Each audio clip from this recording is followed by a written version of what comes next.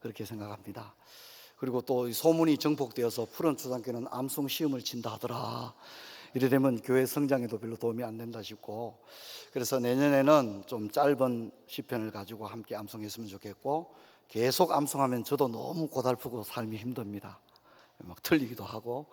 그래서 내년에는 좀 우리가 어떻게 암송하면 좋을까 좀 연구를 하면 좋겠고요. 그러나 성경을 읽는 것과 암송하는 일은 매우 소중하고 중요한 일인 줄로 믿습니다. 그리고 우리가 이것을 참 쉽지는 않지만 그래도 우리 자녀들과 함께 계속할 수 있으면 좋겠습니다. 사랑하는 부처의 성도 여러분, 또 말씀을 듣기 위해 올라오신 의원 여러분, 저는 2주간 미국과 페루, 멕시코를 방문하고 돌아오게 되겠습니다. 또 다음 주일은 제가 멕시코 시티에 있는 교회에서 설교하게 될 것입니다. 여러분, 창세기에서 가장 긴 장이 몇 장일까요? 24장, 오늘 읽은 24장입니다. 근데 창세기에서 가장 긴 장에 어떤 이야기가 있길래 가장 긴 분량을 할애했을까? 창세기 기자는 왜 24장에 가장 긴 분량을, 볼륨을 가져오면서 어떤 이야기를 하려고 하는 걸까? 여러분, 창세기는 많은 이야기들이 있죠. 천지 창조를 비롯해서 가정의 시작, 또 심지어 음악의 시작, 민족들의 시작, 또 많은 유명한 잘하는 족장들의 이야기가 나오는데 창세기 24장은 바로 어떤 이야기가 나오고 있다고요? 바로 결혼 이야기를 하고 있다는 겁니다. 창세기는 왜 결혼 이야기에 가장 많은 분량을 할애했을까? 이것이 이제 우리 창세기를 읽는 독자들이 좀 이렇게 궁금증을 가지고 창세기 24장을 접근해야 될 그런 부분이다, 그렇게 생각을 합니다. 또 창세기 24장은 지난주도 말씀드렸지만 아브라함 이야기의 마지막입니다. 믿음의 조상이었던 그 아브라함, 많은 이야기가 있지만 오늘 이 이야기로, 아브라함이 아들 장가 보내는 이야기로 창세기는 아브라함의 이야기를 끝맺음하려고 하고 있다는 겁니다. 그 말은 뭘 의미하냐면 이때가 아브라함 신앙의 정점을 보여줍니다. 신앙의 정점에 있었던 아브라함은 아들 결혼에 있어서 어떻게 처신을 했는가? 창세기 기자는 우리에게 그것을 이야기하려고 합니다. 또한 흥미로운 것은 창세기 24장은 다 좋은 얘기만 나옵니다. 창세기에는 좋은 얘기, 안 좋은 얘기가 섞여 있기도 하고 때로는 등장인물들이 울퉁불퉁하거든요. 그런데 24장은 마치 말을 맞춘 듯이 24장에는 좋은 얘기밖에 안 나와요. 여기 등장하는 아브라함, 이삭, 심지어 사돈인 라반, 그리고 장차 며느리가 될 레베카, 그리고 아브라함의 책임을 맡았던 늙은 종, 이 모든 사람들이 마치 약속이나 한 듯이 가장 모범적인 모습을 보여주고 있는 것이 창세기 24장의 모습입니다. 여러분, 창세기는 24장은 4개의 대화로 이루어져 있습니다. 4개의 대화가 나오는데 우리가 펜이 있는 분은 함께 이렇게 24장에 나오는 4개의 다이얼로그를 한번 이렇게 체크를 한번 하면 좋겠습니다. 먼저 1절에 A라고 적으시면 됩니다. A는 남자와 남자의 대화, B는 남자와 여자의 대화, C는 또다시 남자와 남자의 대화, D는 남자와 여자의 대화입니다. 첫 번째는 아브라함과 종의 대화고, 두 번째는 종과 리브가의 대화고, 세 번째는 종과 라반의 대화고, 마지막 D는 또 남자와 여자의 대화인데 종과 리브가의 대화가 나오고 있습니다. 먼저 1절에다가 여러분 A라고 적으시고요. 그리고 10절에 B라고 적으시면 됩니다.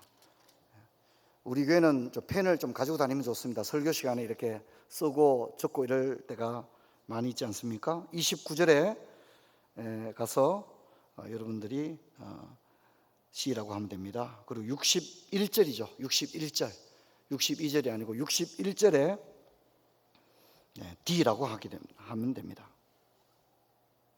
그리고 이제 아브라함의 이야기가 오늘이 끝입니다. 내일은 다음 주는 25장은 아브라함이 그냥 죽는 얘기밖에 안 나옵니다. 몇 살에 죽었다는 얘기밖에 안 나옵니다. 그래서 아브라함의 이야기가 창세기 12장에서 시작됐는데 12장의 얘기는 복을 주실 것이다, 이런 얘기입니다. 복을 주실 것이다, 그런 얘기고요. 오늘 24장은 복을 주셨다라고 하는 얘기입니다. 복을 주셨다라고 하는 그런 얘기가 나오고 있습니다. 그래서 하나님이 복을 주신 거예요. 복을 주실 것이라고 했는데 24장은 한번 봐라, 복을 주실지 않느냐. 아브라함의 하나님이 12장에 약속하신 그 복이 어디서 나오고 있다고 24장에서 결론이 되는데, 그 얘기가 뭡니까? 아들이 장가가는 얘기예요. 아들이 결혼하는 이야기를 하면서 봐라, 내가 약속대로 너에게 복을 주지 않았느냐라고 이야기를 하고 있다는 것입니다. 여러분, 아브라함이 약속을 받고 복을 받기까지는 참 오랜 시간이 걸렸습니다. 아브라함의 복은 아브라함이 복의 근원이 되며 그에게 많은 백성이 나는데, 그에게 아들이 없는 상태에서는 이 12장의 하나님의 비전이 성취될 수가 없어요. 근데 그는 자식이 없는 상태로 25년을 보내게 되죠. 매우 긴 시간이었습니다. 그리고 이제 드디어 이삭이 태어났지만, 이삭이 태어난 거가 안 됩니다. 이 이삭이 장성해서 결혼을 해야 됩니다. 결혼을 한다는 것은 이삭이 또다시 자녀를 낳는다는 걸 의미하기 때문에 비로소 창세기 12장의 비전이 성취가 되는 겁니다. 이렇게 단순화된 복의 구도를 생각하면 우리가 인생에서 누리는 가장 큰 복은 자녀가 태어나서 결혼하는 겁니다. 과거에는 이것이 너무 당연한 일이었는데, 요즘의 세태를 생각하면 정말 이것이야말로 하나님의 은혜다, 우리가 그렇게 고백해야 될 것 같습니다. 하나님께서 창세기 12장에 이야기하신 하나님이 복을 주신다고 한 그 약속이 24장에 와서 완성이 되는데, 그게 무슨 대단한 성공이나 출세를 하는 게 아니라 결혼을 하고 자녀를 낳고 그 자녀가 시집이나 장가를 가는, 결혼을 하여 가정을 이루는 것을 인생의 가장 큰 복으로 이야기하고 있습니다. 이것이 가장 큰 복이고 우리 인생의 가업입니다. 그런데 이 당연스러워 보이는 것이 결코 당연한 것이 아니며, 이것이 바로 우리의 신앙과 하나님의 언약의 결정체입니다. 길게 이어져온 아브라함 스토리의 최종판은 바로 결혼입니다. 자녀의 혼례를 앞둔 노 족장의 처신을 통해 아브라함의 이야기는 결론에 도달하고 있습니다. 그래서 우리는 오늘 4개의 대화를 이렇게 살펴보면서 본문이 주는 교훈들을 함께 생각하고자 합니다. 아브라함은 부인이 죽고 나고 난 이후에 묘지를 구입합니다. 그리고 아들 이삭의 결혼을 서둡니다. 그의 늙은 종에게 이 일을 맡기는데 2가지 조건이 있습니다. 종에게 2가지 조건을 주었습니다. 첫째는 가나안 족속의 딸과 결혼해서는 안 된다는 것이 첫 번째 조건입니다. 두 번째는 어떤 경우에도 이삭이 메소포타미아로 돌아가서는 안 된다는 겁니다. 메소포타미아는 사돈이 사는 곳입니다. 사돈, 레베카가 사는 곳이 메소포타미아인데, 우리 아들이 처갓집에 가서 살 수는 없다는 얘기를 하고 있습니다. 첫 번째는 가나안 족속과 결혼해서 안 된다고 하는 것은 믿지 않는 자와盟례를 같이 하지 말라는 얘기입니다. 그래서 나홀의 자손 중에 며느리를 얻으려고 합니다. 아브라함에게 여호와 신앙을 가져올 수 있는 어떤 접촉점은 그의 조카 롯이 전부였는데, 롯은 우리가 이미 살펴본 것처럼 더 이상 창세기에 안 나옵니다. 그는 탈락되었습니다. 그에게 하나의 가능성이 있다는 것은 지난번 살펴본 나홀의 족보를 살펴본 것처럼 나홀에게 있는 여호와 신앙에게서, 여호와 신앙이라는 배경에서 아브라함은 작은 한 가닥의 희망을 생각했던 것 같습니다. 본문을 자세히 보면 사돈이 되는 라반은 여호와 신앙을 가진 것 같지는 않아요. 왜냐하면 그는 부적을 가지고 있었죠. 그래서 다신교를 믿었던 그런 사람으로 보여지고, 그의 며느리가 되었던 이 레베카, 리브가 역시 어떤 신앙이 있다고 단정할 만한 근거는 보기는 어려워요. 그러나 적어도 아브라함이 가나안 족속과는 사돈을 맺을 수 없다라고 말하는 것은 뭘 의미하느냐면 1%라도 여호와 신앙과 관련된 결혼을 하기를 원했다는 것입니다. 여러분, 천지사방을 둘러봐도 여호와 신앙을 가진 사람이라고는 찾아볼 수 없을 때에 여호와 신앙의 배경을 가지고 있었던 나홀의 후손에게서 며느리를 받아들이려고 했던 아브라함의 마음을 우리는 생각을 해야만 하는 것입니다. 믿음의 사람에게는 신앙이 언제나 첫 번째 가치가 되어야 됩니다. 이것이 가장 선명하게 드러나는 게 결혼입니다. 결혼. 우리가 인생을 살아가면서 몇 번의 선택과 결단의 순간에 서야 될 때가 있는데, 가령 직업 선택이라든가 이사라든가 사업이라든가 이런 것들을 결정해야 될 순간이 있습니다. 그러나 그런 것들 가운데서도 결혼이야말로 신앙의 칼라가 아주 분명해지는 그런 순간입니다. 저는 이 본문을 설교를 준비하면서 두렵다는 생각이 좀 들었어요. 왜냐하면 이거 우리가 다 아는 얘기고, 저도 이것을 설교를 준비했지만, 저도 우리 아이들이 이제 좀 컸기 때문에 어느 날 아이가 아빠 좀 드릴 말씀이 있어요 이러면 그냥 뭐 드디어 올 게 온 거거든요. 근데 얘가 진짜 내가 기도하던 좋은 사돈에 정말 신앙이 좋은 남자친구를 데려와서 결혼하겠다 그러면야 얼마나 좋겠습니까만, 아빠 이 남자친구하고 결혼 안 하면 나 죽을래. 그럼 어떡할 겁니까? 죽는 건 안 된다. 일단 그렇게 얘기해야 되잖아요, 그죠? 그러니까 우리는 이 말씀이 옳다는 걸 알면서도 동시에 뭡니까? 이게 우리의 뜻대로 되는 것도 결코 아니라고 하는 우리의 상황 가운데 맞닥뜨려진다는 것입니다. 참 두렵다는 생각이 듭니다. 우리 이렇게 하면 좋겠죠. 그러나 이것이 참으로 두렵다는 겁니다. 자식을 키우는 사람이라면 제가, 여러분, 우리 모두가 모두 어떤 대상과도 이길 수 있지만 누구하고는 못 이긴다고요? 담임 목사가 해외 출장을 앞두면 좀 도와줘야 됩니다. 누구를 못 이긴다고요? 자식을 못 이긴다고 하지 않습니까? 그래서 참 이 말씀이 결코 쉽지 않은 말씀이다, 그렇게 생각됩니다. 여러분, 우리는 이 아브라함의 아들 장가 보내는 장면에서 많은 생각을 하게 됩니다. 여러분, 아브라함은 어떤 사람입니까? 부인 사별하고 이제 아들의 결혼식을 서둘고 있는 이 아브라함 어떻습니까? 여러분, 아브라함은 이랬거든요. 아브라함은 자신의 부인을 바로 왕이나 아비멜렉하고 잠을 자도 된다고 생각했던 사람이에요. 그걸 아무렇지 않게 생각했어요. 자기 부인이 다른 남자와 잠을 자고 아예 거기 가서 사는 것을 차라리 내가 죽는 것보다 낫다, 이런 정도로 생각하고 자기 부인을 누이라고 이야기했던 사람이에요. 그리고 뭐 자식 필요하면 낳으면 안 되냐고, 그래서 애굽의 여종에게서 아이를 낳았던 사람이 또한 아브라함입니다. 하지만 아브라함은 신앙이 성장한 다음에 아브라함이 한 가지 깨달은 게 있습니다. 가정만큼은 막 그렇게 한다고 해서 되는 게 아니라는 것을 아브라함이 알았습니다. 아브라함이 여종들을 통해서 아들을 200명을 낳아도 그 200명은 한 명도 아브라함의 자식이 될 수 없는 겁니다. 아브라함의 후손이 될 수 없는 겁니다. 언약의 후손이 될 수 없는 겁니다. 하나님은 아브라함의 본처인 사라에게서 난 자만이 아브라함의 상속자가 되고 후손이 된다고 이렇게 얘기를 합니다. 아브라함도 이제 그런 생각을 했어요. 이스마엘을 낳고 난 다음에 아이고 뭐 세월이 이만큼 흘렀는데 하나님도 이제는 뭐 이해 안 하시겠나, 아브라함 그런 생각을 했거든요. 근데 여러분, 하나님은 그런 하나님이 아니라는 걸 알아야 됩니다. 하나님은요, 가정을 만드신 분이신 줄 믿습니다. 가정을 만드시고 설계하신 그분의 계획이 있는 거예요. 그분의 창조 섭리가 있는 거예요. 안 되는 거는 안 되는 겁니다. 우리가 뭐 그런 생각할 수 있습니다. 아유, 세월이 이만큼 흘렀으면 하나님도 뭐 이해 안 하시겠나, 뭐 이만큼 됐으면, 뭐 이 정도 됐으면 하나님 뭐 눈 안 감아 주시겠나. 여러분, 그렇게 생각하면 안 됩니다. 하나님 그런 분이 아닙니다. 아닌 건 아닌 겁니다. 철저할 정도로 하나님 다른 부분에 대해서는 또 더 살펴봐야 되겠습니다만, 적어도 이 가정이라는 제도에 관해서만큼은 하나님은 고집스러울 정도로 창조의 섭리를 지킨다는 사실을 여러분 잊지 말아야 됩니다. 아브라함이 그것을 깨달은 것입니다. 또한 아브라함은 조카 롯을 보면서 또 깨달았습니다. 조카 사위들을 누구를 봤습니까? 조카 사위들을 모압 사위를 본 거예요. 조카 사위를, 모압 사위를 보니까 이 조카 롯의 가정이 어떻게 됐습니까? 완전히 끝장나버린 거예요.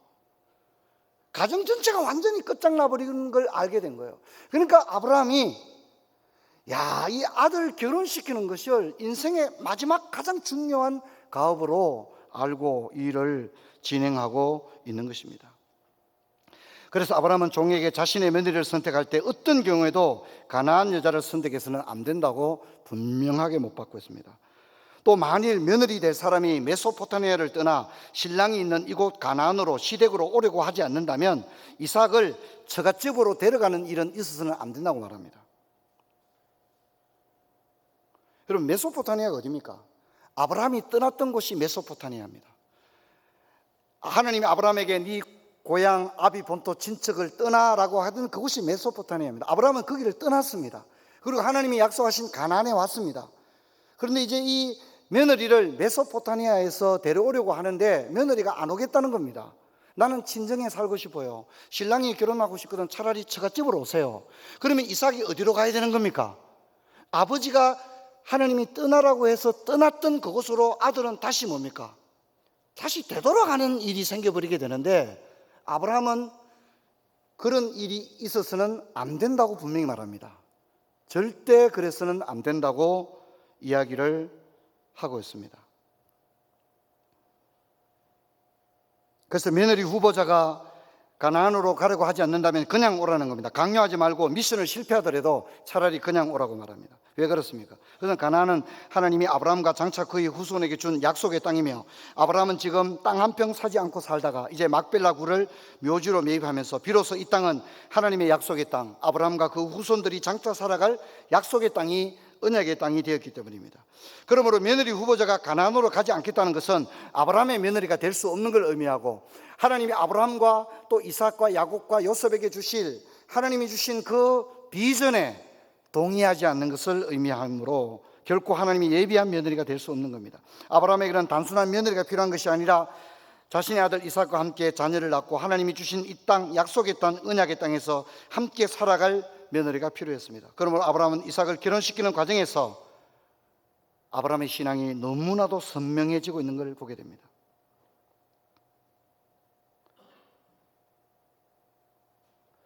아브라함이 늙은 종에게 며느리를 데려오는 미션을 주는 과정, 이걸 보면 아브라함의 신앙을 분명히 알 수 있습니다. 아브라함이 이렇게 얘기합니다. 종에게, 아유, 내 이제 부인 죽었고 우리 집사람이 죽기 전에 우리 아들을 결혼했으면 우리 집사람이 한복도 입고 참 결혼식 잘했을 텐데 이제 부인 죽고 나도 이제 언제 죽을지 모르니까 빨리 서둘러서 아들 장가 보내야 되겠다. 가서 안 올라 하거든. 막 어떻게 설득했든지 뭐 돈을 언제 주든지 무조건 데리고 와라. 묻지 말고 데리고 와라. 빨리 아예 장가부터 보내자. 그렇게 말하지 않았다는 게 중요합니다. 하면 답답. 그냥 와라. 그냥 오라고 합니다. 너무나도 중요한 얘기입니다. 이렇게 해도 되고 저렇게 해도 되는 일이 아니기 때문입니다. 여러분, 아브라함은 이 일을 늙은 종에게 맡기는데 아브라함은 종에게 맹세를 하게 합니다. 이 말은 결혼은 대충 해치울 일이 아니라는 겁니다. 세상 말에도 혼인은 일륜지 대사라고 하지 않았습니까? 아브라함은 종에게 하나님이 너보다 앞서가실 거라고 이야기하는데 성경 한번 볼까요? 24장 7절 24장 7절 같이 읽습니다. 하늘의 하나님 여호와께서 나를 내 아버지의 집과 내 고향 땅에서 떠나게 하시고 내게 말씀하시며 내게 맹세하여 이르시기를 이 땅을 내 씨에게 주리라 하셨으니 그가 그 사자를 너보다 앞서 보내실지라 내가 거기서 내 아들을 위하여 아들을 택할지니라. 아브라함이 종을 보내면서 뭐라고 하냐면 하나님이 너보다 먼저 가실 거다. 가서 내 며느리 될 사람을 다 예비해 놓을 거라고 분명히 이야기를 하고 있다는 것입니다. 이것은 아브라함이 하나님의 언약을 신뢰하고 이 언약을 이루기 위해서 하나님은 신실하시게 일하신다는 것을 고백하고 있습니다. 이것은 아브라함이 전생애를 통해 깨달은 것이기도 합니다. 아브라함이 종을 보내면서 너의 미션은 실패할 수 있다. 그러나 인간적으로 꼭 미션을 성공시킬 필요는 없다. 하나님의 언약을 무시하면서까지 미션을 성공할 필요가 없다. 왜냐하면 내가 살아보니까 그런 식으로 인간적 머리를 사용하는 것은 오히려 내게 화가 되었다.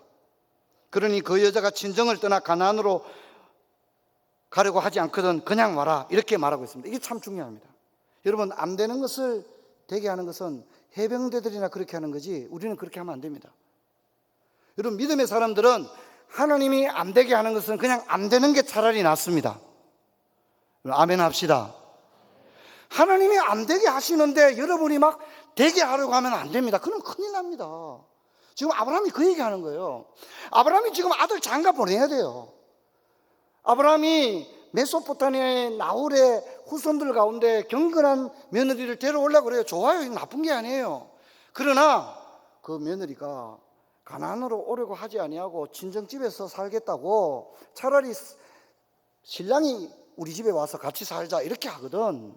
어떻게 하든지 구슬려라, 뭐 납치해서 데려와라 이렇게 얘기 안 합니다. 여러분, 창세기 24장의 특징이 뭔지 압니까? 아브라함, 늙은 종, 라반, 이삭, 리브가, 여기 등장하는 인물들 모두가 특징이 뭡니까? 절대 자기 주장을 말 안 한다는 거예요. 그리고 자기 생각을 하려고 하지 않는 거예요. 여기 등장하는 24장의 인물들 전체는 철저히 하나님의 언약 가운데 움직이고 있는 줄 믿습니다. 여러분, 이것이 너무 중요한 일이라는 것을 잊어버리면 안 됩니다. 하나님의 어떤 큰 일, 인생의 대사를 행할 때는 내 생각이 앞서가면 안 됩니다. 나만 죽었다 해도 우리 아들 장가 보내야 되겠다. 장가 보내야 되는 건 맞지만 하나님이 막으시면 그걸 성사시키려고 해서는 안 됩니다. 아까도 제가 얘기했지만 결혼이라는 건 저도 자신할 수 없습니다. 저도 우리 아이들을 3남매를 기릅니다만 우리 아이들 결혼을 내가 어떻게 책임질 수 있습니까? 물론 아이들 위해서 제가 기도하고 양육하고 가르치지만 정말 이것이야말로 자신할 수 없는 겁니다. 여러분, 뭐 예를 들어서 제가 첫째 아이를 주 안에서 결혼을 못 시켰다든가 신앙 안에 결혼을 못 시켜서 막 울퉁불퉁하게 생긴 사유를 봤다든가 여러분, 그러면 아이고 목사님 뭐 맨날 뭐 가정예배 어떻고 저러더니 뭐 사유를 저런 사람을 봤나 이러면 제가 입이 엮여서 할 말이 없습니다. 그런데 여러분, 제가 이 설교를 준비하면서 느낀 것은 야, 진짜 하나님의 헤세드가 필요하겠구나. 오늘 이 종이 두 번이나 한 말이 뭡니까? 은혜라는 말을 두 번이나 합니다. 헤세드. 여러분, 이것은 제가 목사랑하고 아무 관계가 없는 거예요. 정말 자녀를 지금까지 낳아서 기른 것도 하나님의 은혜지만 자녀를 결혼시키는 이 결정적인 순간에는 정말 무엇이 필요하다고요? 무엇이 필요하다고요? 진짜 하나님의 은혜가 필요하구나. 진짜 하나님의 은혜가 필요하구나. 제가 그것을 진짜 느꼈습니다. 그러나 여러분, 우리가 살아가면서 하나님이 막으실 때도 있습니다. 하나님이 안 되게 할 때도 있습니다. 근데 그걸 어거지로 되게 해서는 안 된다는 겁니다. 여러분, 그리스도인들은요, 안 되면 안 되는 게 낫습니다. 그걸 억지로 되게 하면 진짜 거기서 사단이 납니다. 아브라함은 자신과 그 아들 이삭을 향하신 하나님의 언약을 완전히 신뢰했기에 며느리 될 사람이 이 약속의 땅으로 오려고 하지 않는다면 그냥 오라고 말합니다. 사랑하는 성도 여러분, 저와 여러분도 아브라함처럼 살 수 있기를 바랍니다. 안 되게 하시면 안 되는 것이 차라리 낫다 그렇게 생각하십시오. 그분이 앞서가시는 분이다, 그분이 사자를 내 앞서 보내셨다, 미리 예비하신다, 이렇게 신뢰합시다. 언약을 붙들고 말씀을 붙들고 하나님의 말씀에서 자루나 우루나 치우치지 아니하고 말씀이 아니라면 차라리 안 되는 게 더 낫다고 하는 분명한 확신을 가지기를 주의 이름으로 축원합니다. 그리고 두 번째와 세 번째 대화를 보면 과연 하나님은 이 일을 예비해 놓고 계셨다는 것을 알게 됩니다. 아브라함의 신앙만큼이나 늙은 종도 신앙을 따라 미션을 수행하고 있습니다. 과연 하나님이 예비하신 며느리 후보자가 있었습니다. 종의 모습을 보면 종이 자신에게 위임된 미션을 수행하고 있는 그 과정에서 한 가지 특징이 뭐냐면 계속 기도한다는 겁니다. 계속 기도하면서 이 종을 말이죠, 결혼정보업체에 뭐 20년 근무했던 사람을 보낸 게 아니에요. 이 단지 늙은 종을 보냈는데 이 늙은 종이 며느리를 선발하고 데려오는 과정에 이 종의 모습을 보면 계속해서 하나님께 기도한다는 특징이 있습니다. 우리 성경을 같이 한번 읽어봅시다. 먼저 12절부터 24장 12절부터 같이 읽어봅시다. 그가 이르되 우리 주인 아브라함의 하나님 여호와여, 원하건대 오늘 나에게 순조롭게 만나게 하사 내 주인 아브라함에게 은혜를 베푸시옵소서. 성중 사람의 딸들이 물 기르러 나오게 사오니 내가 우물 곁에 서 있다가, 이렇게 이제 얘기를 하고요. 자, 그다음 21절 한번 볼까요? 21절, 그 사람이 그를 묵묵히 주목하며 여호와께서 과연 평탄한 길을 주신 여부를 알고자 하더니. 자, 이번에 26절 27절 이어서 읽어볼까요? 이에 그 사람이 머리를 숙여 여호와께 경배하고 이르되 나의 주인 아브라함의 하나님 여호와를 찬송하나이다. 나의 주인에게 주의 사랑과 성실을 그치지 아니하셨사오며 여호와께서 길에서 나를 인도하사 내 주인의 동생 집에 이르게 하셨나이다 하니라. 자, 52절 우리 같이 한번 읽어볼까요? 아브라함의 종이 그들의 말을 듣고 땅에 엎드려 여호와께 절하고, 그렇게 말합니다. 여러분, 우리가 인생의 대사를 행할 때에 기도해야 합니다. 기도하지 않는 것이 불신앙입니다. 기도하지 않는 것은 무책임하며 불성실한 것입니다. 여러분 보십시오. 오늘 아브라함이 아들 결혼시키는 일을 기도로 시작해서 기도로 끝맺고 있음을 알 수 있습니다. 그런데 우리의 많은 경우에 얼마나 우리의 기도가 부족합니까? 말씀 없이, 기도 없이, 신앙 없이, 하나님 없이 하는 것이 불신앙입니다. 불행입니다. 그리고 세 번째 대화에서 리브가는 과연 준비된 며느림이 드러납니다. 며칠을 머물게 해달라고 하는 부모들의 요청을 거부하고 바로 내일 가려고 할 때에 리브가는 뭐랍니까? 가겠나이다. 일주일만 시간을 주세요. 이렇게 머뭇거리는 것이 아니라 단호하게 따라가겠습니다. 그래서 이 리브가의 모습은 네 고향 아비 본토 친척집을 떠나 내가 지시할 땅으로 가라고 한 그 말씀 앞에 갈 바를 알지 못했지만 말씀을 붙들고 떠났던 아브라함과 똑같은 모습이 누구에게서 재현되고 있습니까? 며느리 리브가에게서 똑같이 재현되고 있음을 우리는 보게 됩니다. 그래서 우리는 여기서 순종이라는 것은 며칠을 머뭇거리는 것이 아니라 즉시 따르는 것임을 한 번 더 재확인하게 됩니다. 이제 마지막 대목입니다. 신랑과 신부의 모습이 한 폭의 그림으로 펼쳐지고 있는 장면입니다. 이삭은 이제 자신의 신부를 기다리고 들에서 묵상하고 있습니다. 그리고 그의 신부가 될 며느리 그 리브가는 이제 종과 함께 낙타 때와 함께 가나안으로 오고 있습니다. 제가 이제 이 그림 그리고 음악 만드는 분들을 저는 참 존경합니다. 이 음악과 미술 저는 워낙 잘 못하기 때문에 진짜 존경합니다. 근데 만일 제가 그림을 좀 그린다면 저는 이 그림을 진짜 그리고 싶어요. 이 24장의 마지막 장면, 자신의 신부를 기다리고 있는, 하나님이 약속하신 그 신부를 기다리고 있는 이삭이 들에서 묵상하고 있는 그 장면, 그리고 저 멀리서 늙은 종을 따라 가겠나이다, 가겠나이다, 하나님의 그 약속에 신뢰하고 자신이 알지 못하는 여성으로서의 새로운 세계를 향하여 결단하고, 신랑이 어떤 사람일까 궁금한 마음으로 낙타 때와 함께 오고 있는 저 레베카. 제가 진짜 그림을 잘 그린다면 이 장면을 한번 그림을 그리고 싶습니다. 그리고 제가 작곡을 할 수 있는 사람이라면 정말 이 장면을 곡으로 만들고 싶다, 그런 생각을 해봤습니다. 성경을 같이 한번 읽어봅시다. 24장 63절 같이 읽습니다. 이삭이 저물 때에 들에 나가 묵상하다가 눈을 들어보매 낙타들이 오는지라. 이삭은 13살의 소년일 때 아버지를 따라 장작을 지게 진 종들과 함께 모리아 산으로 간 적이 있습니다. 그때 이삭은 왜라고 묻지 않았습니다. 늙은 종이 아버지의 명을 받아 어디론가 떠났을 때도 이삭은 아버지에게 왜라고 묻지 않았습니다. 이삭은 아버지가 자신을 번제단 장작 위에서 다 장성한 아들을 묶으려 할 때 발부둥친 것이 아니라 아버지가 묶으려고 할 때 조용히 그 묶이는 것을 받아들였고, 또 멀리서 데려온 이 아람 여자와 부부로 묶으려고 할 때도 이삭은 그대로 받아들이고 있습니다. 그리고 지금 신랑 이삭은 들에서 묵상하고 있습니다. 들떠서 초조하거나 두려워서 망설이는 그런 모습이 아닌 들에서 기도하는 이삭의 모습입니다. 여러분, 4명의 족장들 가운데 유일하게 그 처음 만난 본초와 유일한 결혼 생활을 하고 첩을 두거나 여종을 두거나 그렇게 하지 않고 산 유일한 족장이 누굽니까? 바로 이삭입니다. 이삭은 평생을 레베카 두 사람만 살았습니다.